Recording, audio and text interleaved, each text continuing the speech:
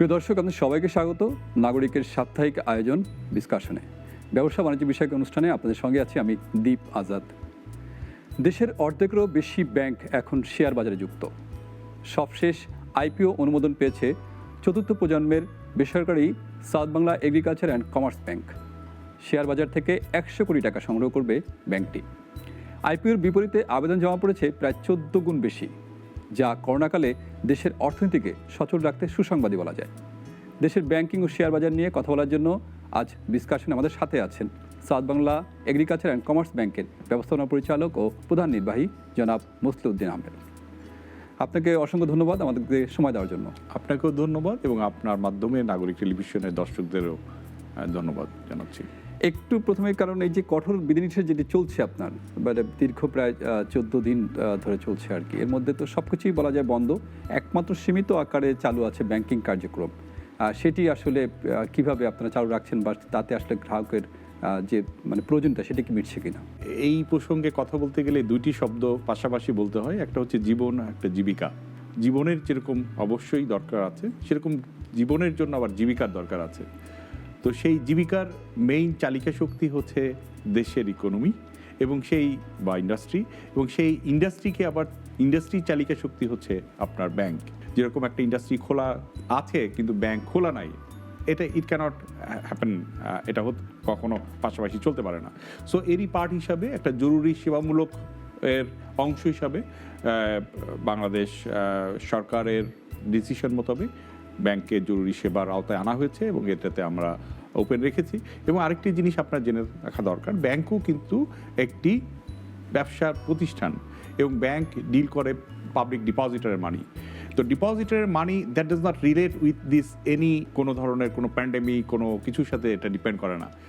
যে ডিপোজিটররা যেগুলো রেখেছেন তাদেরকে কিন্তু as a institutions, as a bank cannot deny it যে আমি আপনাকে এই প্যান্ডেমিকের কারণে ইন্টারেস্ট ফেরত দিতে পারবো না বা এদ সো অ্যান্ড সো।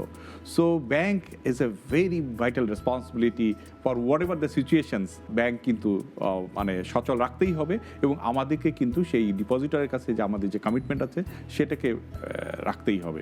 এই সময় তো স্বাস্থ্যবিধি মানাটা একটু কঠিন সময় আর কি, কঠিন ব্যাপার সবার জন্যই। আপনারা আসলে মানে কতটা চ্যালেঞ্জ আপনাদের জন্য ব্যাংক খোলা রেখে গ্রাহক ব্যাংকে আসছে, আপনাদের যারা মানে ব্যাংকের কর্মকর্তা কর্মচারী তারা আসছে, সবকিছু মিলে স্বাস্থ্যবিধি মেনে চলাটা কেমন চ্যালেঞ্জ মনে হয়? অ্যাবসলিউটলি। সেটা হচ্ছে যে ব্যাংকের এখন একটা মেজর পোর্শন কিন্তু ডিজিটাল ব্যাংকিংয়ে রূপান্তরিত হয়েছে।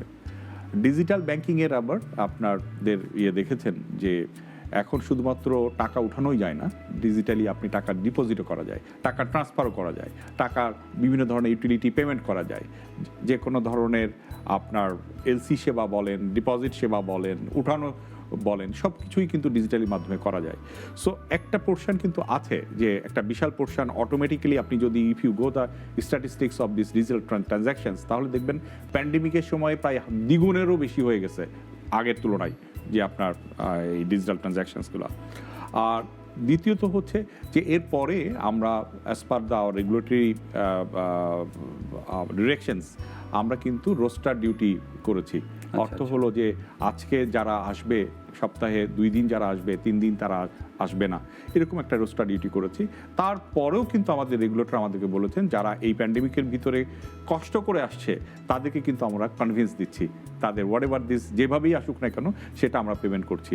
On the top of that এদের ভিতরে যারা হসপিটালাইজ হচ্ছে বা যে কোনো দুর্ঘটনার পতিত হচ্ছে সেটার জন্য কিন্তু আমাদের একটা বিশাল অঙ্কের দ্যাট ইজ আপনি ফিগারটা জানেন যে if somebody is in death conditions then we have to pay there is about taka 50 lakhs to their family.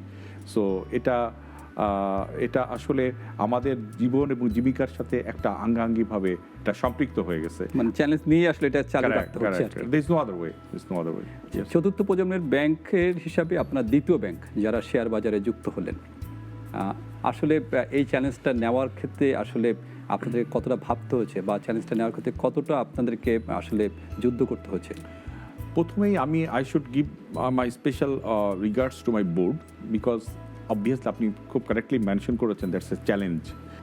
কারণ হচ্ছে যে সে 30 জন শেয়ার হোল্ডার থেকে 30 লক্ষ শেয়ার হোল্ডারে পরিণত করা একটা ইনস্টিটিউশনসকে, it's a obviously it is challenge. একটা কোম্পানি যখন পাবলিক লিমিটেড কোম্পানি পাবলিক লিস্টিংয়ে যায় তখন তার ভিতর দিয়ে সে কিন্তু পূর্ণতা লাভ করে। ইন দ্যাট সেন্স যে we have to be more careful from today, that is our millions of share holders আমাদের দিকে চেয়ে থাকবে।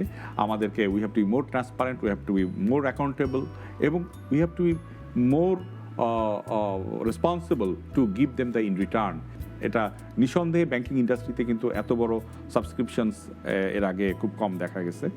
তো এই যে একটা রেসপন্সিবিলিটি আমাদের উপরে এসে পড়লো, সো আমাদের যে টাকাটা আমরা সংগ্রহ করছি 100 কোটি টাকা, তো এটা তো আমরা এই ইকোনমির রিসাইকেল পারপাজে ব্যবহার করব। ফার্স্ট আমাদের অপশন হচ্ছে যে এটার একটা সিগনিফিকেন্ট পোর্শন আমরা গভর্নমেন্ট ট্রেজারি বিলে খাটাবো।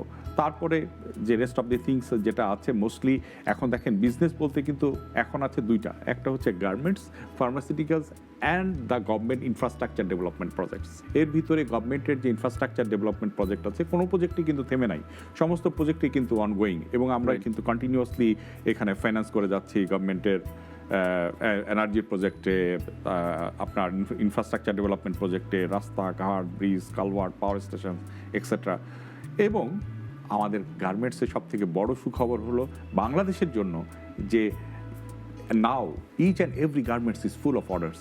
এবং আপনি জেনে খুশি হবেন যে নেক্সট অক্টোবর এবং ডিসেম্বর পর্যন্ত I think that is the 80 to 90% garments আর ফুল অফ অর্ডার্স।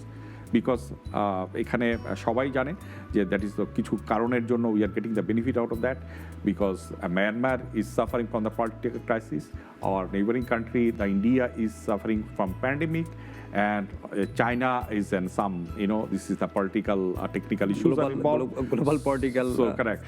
So এই ক্ষেত্রে কিন্তু Bangladesh is managing the pandemic in a very moderate way.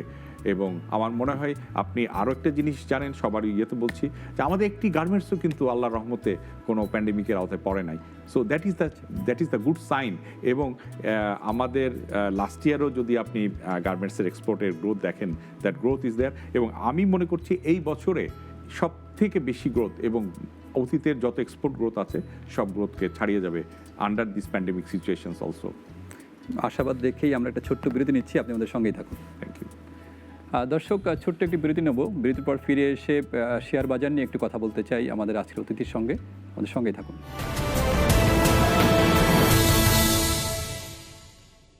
ডিসকাশনে আবারও স্বাগত। দর্শক, সঙ্গে থাকার জন্য অসংখ্য ধন্যবাদ। আজকের অতিথি south Bangla agriculture and commerce ব্যাংকের ব্যবস্থাপনা পরিচালক ও প্রধান নির্বাহী জনাব মুস্তাউদ্দিন আহমেদ। বিরতির আগে আপনার কাছ থেকে আসলে প্যান্ডেমিকের এই চ্যালেঞ্জগুলো বিষয়ে আপনারা আসলে ব্যাংকিং খাত কীভাবে মোকাবিলা করছে সেগুলো জানছিলাম, শেয়ার বাজারে আপনারা কেন আসছেন সেটা জানছিলাম। 100 কোটি টাকা শেয়ারের জন্য আবেদন জমা পড়েছে আপনাদের জন্য প্রায় 1391 কোটি টাকা। আইপিওর শেয়ারের জন্য সাধারণ বিনিয়োগকারীদের সংখ্যা 2,35,375 জন। এই পরিমাণ মানুষ বিনিয়োগের আগ্রহের কারণটা কি? কারণ এই প্যান্ডেমিকের সময় কিন্তু আপনার সব কিছুই অনেকটা স্থবির। এই সময় আসলে মানুষ এত আগ্রহ দেখালো কেন বিনিয়োগের জন্য, আপনার কি মনে হয়? কারেক্ট। আপনি জানেন যে বর্তমানে মার্কেটের liquidity situations, market is very liquid. এবং আমরা যে ইন্টারেস্ট দিচ্ছি ব্যাংকিং, আমাদের যেহেতু 9% একটা সিলিং দেওয়া আছে, কিন্তু আমরা 9%ও কিন্তু মানুষ এখন টাকা নিচ্ছে না। The people expectations is now 7% and less than 7%। তো আমি যদি একটা বিনিয়োগের রেট হয় 7%, তাহলে আমার ডিপোজিট রেট কোথায় হওয়া উচিত? মার্কেটের average industry deposit rate is 4.24%, is now average industry. মানুষ কিন্তু ব্যাংকের টাকা রেখে মানুষের যে whatever the money they have, আপনাকে একটা জিনিস কিন্তু সবাই আমাদেরকে মনে রাখতে হবে যে আমাদের লেন্ডিং কাস্টমারের থেকে ডিপোজিট কাস্টমারের সংখ্যা 100 গুণ বেশি, because a significant portion of people is live on the deposit of from the earning of interest from the deposits. তো সেই ক্ষেত্রে কিন্তু তারা কিন্তু এখন ওই কাঙ্ক্ষিত মাত্রায় কোনো ধরনের ইন্টারেস্ট পাচ্ছে না বললেই চলে। কারণ একটা ব্যাংকে টাকা রাখলে যে 3-4% ইন্টারেস্ট পাচ্ছে, তারপরে ব্যাংকের ফিজ আছে, গভর্নমেন্টের ইনকাম ট্যাক্স আছে, গভর্নমেন্টের ভ্যাট আছে, এটা যাওয়ার পরে কিন্তু সে এটা ওইভাবে পাচ্ছে না। So that is one of the reason যে মানুষ ব্যাংকের আগে যে ডিপোজিট রেখে যে একটা আর্নিংয়ের একটা সোর্স ছিল, সেটা কিন্তু মোরাললেস এখন একটা কন্ডিশনে চলে গেছে। দ্বিতীয় পয়েন্ট ইজ দ্যাট শেয়ার মার্কেটে আপনি লাস্ট ইয়েতে দেখেন যে প্রতিটা ব্যাংকের কিন্তু dividend declaration rate is very attractive. আপনি 15%, 20%, 30%, 35% পর্যন্ত ডিভিডেন্ড ডিক্লেয়ার করেছে, এবং most of the private banks they have declared in a very attractive rate. So সেই ক্ষেত্রে মানুষের কিন্তু একটা হয়েছে, এক্সপেকটেশন দাঁড়াচ্ছে যে স্টিল যদি আমি ক্যাপিটাল মার্কেটে যদি আমি বিনিয়োগ করি, সেখান থেকে কিন্তু আমি একটা ভালো রেট অফ রিটার্ন পাচ্ছি। এবং পেন্ডিংয়ের মধ্যে ক্যাপিটাল মার্কেট আপনার ভালো অবস্থানেও আছে, ক্যাপিটাল মার্কেটে ভালো অবস্থানও আছে, দ্যাটস ট্রু। এবং আপনি দেখবেন যে এই যে ব্যাংকের যে প্রফিট দেখছেন না, এই ব্যাংকের প্রফিটের কিন্তু একটা সিগনিফিক্যান্ট পোর্শন কিন্তু has come from this capital market capital gain or dividend in the form of this that. তো সেই ক্ষেত্রে যেহেতু একটা কনফিডেন্সটা বিল্ড আপ করে কিন্তু গ্রাজুয়ালি ওভার দ্য নাইট কখনো বিল্ড আপ করে না। তো for the last I think that's 1 year the people are interested of gaining their confidence on the capital market as per their rate of return they are getting this from this year. So as a part of that, মানুষ মনে করছে যে এই this bank আর এই আমার south Bangla agriculture bank হচ্ছে 10 বছরের bank. For the last several years আমরা we have declare the dividends at the not less than 10%. So এবং এই বছরেরও কিন্তু আমরা একটা ডিভিডেন্ড ডিক্লেয়ার করেছিলাম, এবং সেটা কিন্তু আমি খুব আনন্দের সাথে জানাতে চাচ্ছি যে আমাদের যে আজকের যে শেয়ার হোল্ডার ইনক্লুড করলেন, আমরা তাদেরকে সাথে নিয়েই কিন্তু এই ডিভিডেন্ডটা আমরা এনজয় করব। সো আজকে যারা আসছেন ওনারা কিন্তু within 30 days they will be entitled to get the interest dividend. So that is the one thing I think যারা জানেন তারা অবভিয়াসলি এটা that is a very lucrative for them. And on the top of that, since it is an established bank for the last 10 years. So এখান থেকে আমার মনে হয় না যে ব্যাংকের whatever the present condition is that the bank will go back. আমি on behalf of this my banks being a CEO I can assure to my shareholders যে obviously the bank will in progress in future, এবং আগে যে এক্সপেকটেশনে যেটা পেয়েছেন obviously I shall try to give this slightly in a gradual manner slightly better rate in future in terms of the dividend and in terms of the transparency and the capital gain also. So ব্যাংকের আপনি যদি দেখেন যে ব্যাংকের in recent পাস্টে প্রতিটা ব্যাংকের শেয়ারের দামই কিন্তু বেড়েছে। বিকজ আমি আবারও আগের জায়গায় ফিরে যেতে চাই, বিকজ যে কোনো ব্যাংকের শেয়ার যদি কিনেন এবং ডিভিডেন্ড এনজয় করেন, যে বাংলাদেশের এক্সিস্টিং যত ডিপোজিট স্কিম আছে তার থেকে কিন্তু আপনি বেটার রিটার্ন পাবেন। মানে আপনি ভালো একটা ব্যাখ্যা দিয়েছেন। তার মানে হচ্ছে যে মানে যিনি শেয়ার কিনলেন তা আগামী 1 মাসের মধ্যে তার মানে সেই ডিভিডেন্টে আপনার যুক্ত হচ্ছেন, মানে আপনার বাজারের সাথে সাথে আপনার মনে হয় যে সাউথ বাংলা ব্যাংকের যিনি বিনিয়োগ করেছেন তিনি লাভবান হবেন। অ্যাবসলিউটলি। আপনার শেয়ার বাজার থেকে যে টাকাটা সংগ্রহ করছেন এটা আসলে কোথায় বিনিয়োগ করবে? এটা আমাদের প্রাইমারি হচ্ছে যে সিকিউরড আমরা মনে করছি যে গভর্নমেন্টের ট্রেজারি বন্ডে, বিকজ এখন বিভিন্ন সময় আপনারা দেখেছেন যে তার বাজেট, গভর্নমেন্টের বাজেট বক্তৃতায় government about 2 lakh crore plus they will borrow from the market, এবং যে টাইম টু টাইম যে ইয়েটা আসছে ফ্রম বাংলাদেশ ব্যাংক বিভিন্ন ধরনের গভর্নমেন্ট বন্ড, সেখানে আমরা একটা পোর্শন বিনিয়োগ করব। And rest of the amount obviously we have to recycle it through. আমি তো বললাম যে বাংলাদেশ এখন বর্তমানে আমাদের কাছে 3টা মাত্র ইন্ডাস্ট্রি ওপেন আমরা মনে করতেছি that is a fit for the finance. One is the garments, another one is the pharmaceuticals, third one is the government infrastructure and development projects. So এই 3টা ইয়েতে আমাদের বিনিয়োগ থাকবে। এবং কেন বিনিয়োগ করতে হবে? বিকজ আজকে আমি 100 কোটি টাকা নিলাম, আমি যদি 10% করে ডিভিডেন্ড দিতে চাই তাহলে I have to make profit 1 crore more, 10%, 10 crore more. After tax 10 কোটি টাকা আমাকে করতে গেলে আমাকে কিন্তু pre operating profit at least 30 crore। বোঝা যাচ্ছে যে আপনারা নিরাপদ বিনিয়োগে যাচ্ছেন আর কি। আমরা আরও একটা বিরতি নেব, আপনি আমাদের সঙ্গেই থাকুন। Thank you. দর্শক, ডিসকাশনে আরেকটি বিরতি নেওয়ার সময় হচ্ছে। আমরা আশা করছি যে শেয়ার বাজারে আরও কিছু খবর জানবো আজকের অতিথির কাছ থেকে, আমাদের সঙ্গেই থাকুন। প্রিয় দর্শক, ডিসকাশনে আবারও স্বাগত। সঙ্গে থাকার জন্য অসংখ্য ধন্যবাদ। কথা বলছিলাম south Bangla agriculture and commerce bank লিমিটেডের ব্যবস্থাপনা পরিচালক ও প্রধান নির্বাহী জনাব মুসলিউদ্দিন আহমেদের সঙ্গে। আসলে আপনাদের ব্যাংকের অবস্থা জানলাম। ব্যাংকের সম্প্রতি আপনারা ইসলামী ব্যাংক সেবা চালু করেছেন, এটি আসলে কি পূর্ণাঙ্গ? আমরা দেখছি যে অনেক আপনাদের পাশাপাশি কিন্তু কেউ কেউ কিন্তু পূর্ণাঙ্গ ইসলামী ব্যাংক হয়ে গেছে। আপনাদের কি কোনো পরিকল্পনা আছে কিনা? আমাদের পরিকল্পনা আছে পূর্ণাঙ্গ ইসলামী ব্যাংকের রূপান্তরের করার জন্য। এটা ডিপেন্ড করে যে বা যে উদ্যোক্তা যে স্পন্সর ডিরেক্টর থাকেন তাদের ইচ্ছার উপরে, এবং তারা অলরেডি ওনাদের ইচ্ছা প্রকাশ করেছেন যে এটাকে একটা পূর্ণাঙ্গ ইসলামী ব্যাংকে রূপান্তরের জন্য। এবং আমরা সহসাই এটা বাংলাদেশ ব্যাংকের কাছে আমরা আমাদের অ্যাপ্লিকেশনসটা সাবমিট করব। কিন্তু as A part of that ওই আমরা 10টা ব্রাঞ্চ আমরা ইসলামিক ব্যাংকিংয়ের উইন্ডো হিসাবে লাইসেন্স পেয়েছি, এবং এটাতে আপনি জেনে খুশি হবেন যে আজকে last 20 days we are operating in this ইয়ে। এখানে অলরেডি আমাদের প্রায় 20,000-এর অধিক আমাদের অ্যাকাউন্টের সংখ্যা হয়ে গেছে, এবং একটা সিগনিফিক্যান্ট অ্যামাউন্ট অফ ডিপোজিট আমাদের পড়ে গেছে। তো ফ্রম দ্যাট ইন্ট্রোডাকশনস আমার কাছে মনে হচ্ছে যে বাংলাদেশে ইসলামী ব্যাংকের মানুষের উপরে মানুষের একটা বেসিক সেন্টিমেন্ট কাজ করে, এবং বাংলাদেশের মানুষ অবভিয়াসলি একটা ধর্মভীরু বা ধর্মপরায়ণ মানুষের সংখ্যা বেশি। তো সেক্ষেত্রে সবাই এখন ইসলামী ব্যাংকের সেন্টিমেন্টটাকে পছন্দ করছে। ইসলামী ব্যাংকের থেকে যেরকম ডিপোজিট করা যায়, সিমিলারলি ইসলামী ব্যাংক সিস্টেমে কিন্তু লোনও নেওয়া যায়। সো আমাদের যে 10টি ইসলামিক ব্যাংকিং ব্রাঞ্চ আছে সেখান থেকে ব্যাংকের যত ধরনের ফ্যাসিলিটি আছে সমস্ত ফ্যাসিলিটি কিন্তু আমরা সেখান থেকে দিতে পারবো। এবং এই ইসলামী ব্যাংকের একটা অ্যাডভান্টেজ হচ্ছে যে ইসলামী ব্যাংকের যে ইন্টারেস্টটা অ্যাপ্লাই করা হয়, আমরা ইন্টারেস্ট তো বলি না, this is that's called profit, এটা কিন্তু ইয়ারলি বেসিসে অ্যাপ্লাই করা হয়। হোয়ারাস কনভেনশনাল ব্যাংকিংয়ে কিন্তু আমরা কোয়ার্টারলি বেসিসে ইন্টারেস্টটা অ্যাপ্লাই করি।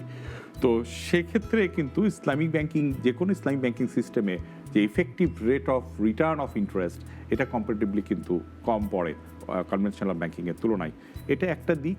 অন্যদিকে হচ্ছে যে যারা ধর্মভীরু মানুষ আছেন ওনারা যেহেতু ইন্টারেস্টটা নিতে চান না, so that is the option is there যে if they want to keep the interest aside from their deposits, তাদের এই অপশন আছে। সেই অপশনটাকে আমরা ওই ফান্ডটাকে আলাদা করে আমরা একটা জনকল্যাণমূলক কাজে সেই ফান্ডটাকে ব্যবহারের জন্য আমরা সেপারেটলি রিজার্ভ করি।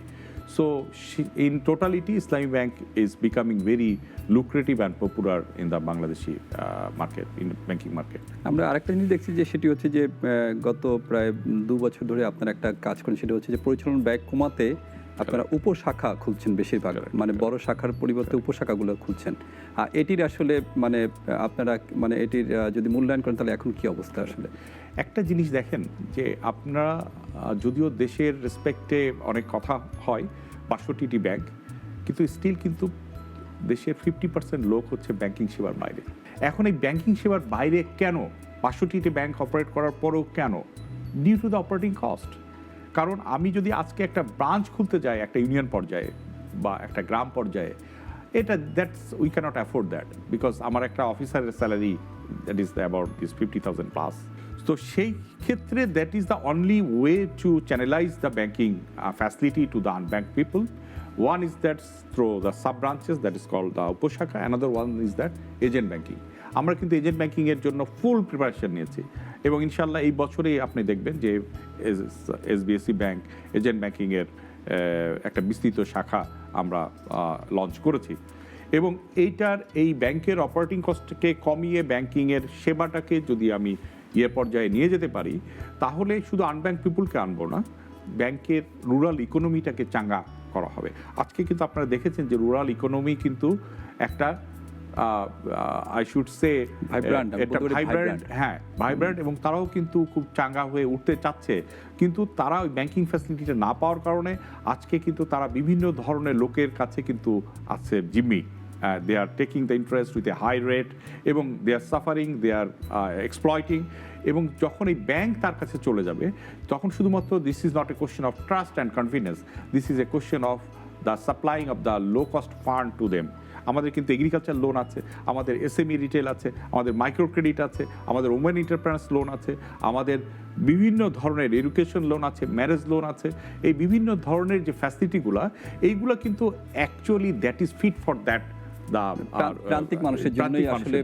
তো এটাকে যদি প্রান্তিক মানুষের জন্য করি, এবং আপনাকে একটা সিম্পল স্ট্যাটিস্টিক্স দেই যে বাংলাদেশের মাইক্রো ক্রেডিটের রিকভারি রেট সব থেকে ভালো, সবচেয়ে ভালো, এবং প্লাস 90% প্লাস। আপনি যেটা বলেন যে micro credit about this NGOs, most of the NGOs their recovery rate is 90% plus. এবং ইভেন আমরা ব্যাংকেও যারা প্রান্তিক চাষিদেরকে লোন দিয়েছি, প্রান্তিক লোকজনদেরকে লোন দিয়েছি, সেখানে কিন্তু তাদের ডিফল্ট রেটের সংখ্যা অত্যন্ত কম। তো এই সেবাটাকে প্রত্যেকটি ব্যাংকই চেষ্টা করতেছে যে either through agent banking or through mobile financial services or through opening of this উপশাখা, এই মাধ্যমে যে রুট লেভেলে যাওয়ার একটা প্রতিযোগিতা শুরু হয়েছে এবং এই প্রতিযোগিতাটা যতখানি ব্যাপ্তি পাবে এবং আমার মনে হয় তত আমাদের রুরাল ইকোনমি চাঙ্গা হবে এবং রুরাল ইকোনমি চাঙ্গা হলে বাংলাদেশের ইকোনমি, বাংলাদেশের যে মিডিল ইনকাম গ্রুপ তাদের পারচেজিং পাওয়ারটা গ্রাজুয়ালি বেড়ে যাবে এবং as well as economy will be vibrant. আপনাকে আবারও ধন্যবাদ দেই আমাদের অনুষ্ঠানে আসার জন্য। আমরা আজকের অনুষ্ঠানে একদম শেষ প্রান্তে, ভালো থাকবেন। আপনার মাধ্যমে দর্শকদের উদ্দেশ্যে বলতে চাই যে এই প্যান্ডেমিকের সময় আমরা সবাই ঘরে থাকব, স্বাস্থ্যবিধি মেনে চলব এবং সবাই সবার জন্য পরম করুণাময়ের কাছে প্রার্থনা করব যেন আমাদের সবাইকে ভালো রাখেন। আপনাকে ধন্যবাদ। দর্শক, আজকে এখানে বিদায় নিচ্ছি। দেখা হবে প্রতি শনিবার একই সময়। ভালো থাকবেন, সুস্থ থাকবেন।